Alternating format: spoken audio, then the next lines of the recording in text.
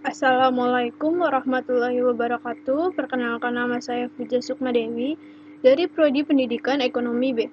Di sini saya akan memaparkan hasil kerja saya pada UAS PKN dengan dosen Ibu Roza Yanita. NIM saya 1872 150027. Di sini saya menggunakan materi dengan judul Pengertian Politik, Pengertian Strategi, Dasar Pemikiran Penyusunan Polstranas atau Politik Strategi Nasional untuk mewujudkan pembangunan yang merata dalam segala bidang. Pengertian politik. Kata politik secara etimologis berasal dari bahasa Yunani, politeia, yang akar katanya adalah polis. Berarti kesatuan masyarakat yang berdiri sendiri, yaitu negara, dan teia berarti urusan. Dalam bahasa Indonesia, politik dalam arti politik mempunyai makna kepentingan umum warga negara suatu bangsa.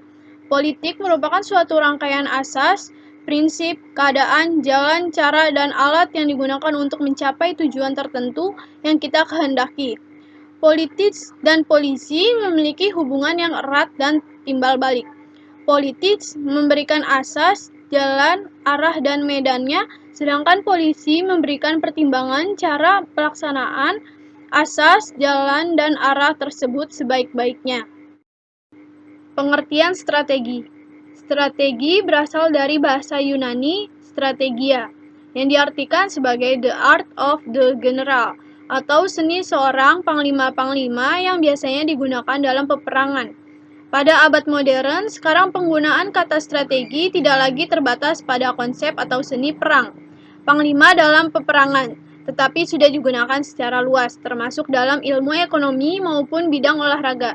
Dalam pengertian umum, strategi adalah cara untuk mendapatkan kemenangan atau pencapaian tujuan.